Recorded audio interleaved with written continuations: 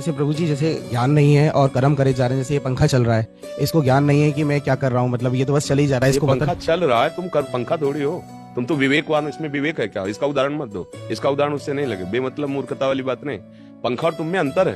पंखा एक जड़ वस्तु जिसको हम चलाते हैं बिजली के पावर से, ऑन ऑफ हम करते हैं, तो तुम पंखा थोड़ी हो, तुम तो विवेकवान व्यक्ति हो। अब उदाहरण दीजिए जिसके द्वारा कर्म होता है, तुम्हें समझाएं।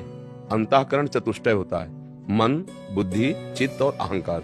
बुद्धि का कार्य होता है निश्चय करना, मन का कार्य होता है मनन करना, चित्त का कार्य होता है चिंतन करना, अहंकार का कार्य होता है क्रिया को स्वीकार करना, कर्ता भोक्ता भाव।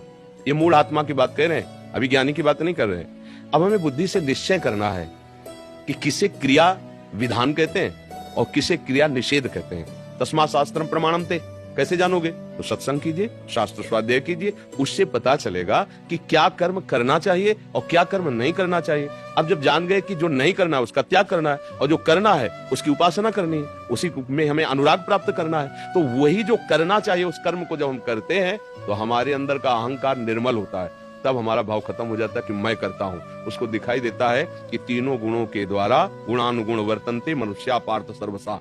अब वो उसके अंदर ज्ञान हुआ कि अभी तक जो मैं कर्म का कर्ता मानता रहा वो तो मैं हूं ही नहीं, ये तो हो रहा है। प्रकृति के तीन गुणों की प्रेरणा से, सात्विक राजसिक तामसिक गुणों की प्रेरणा से कर्म हो रहा, मैं इसका दृष्टा हूं।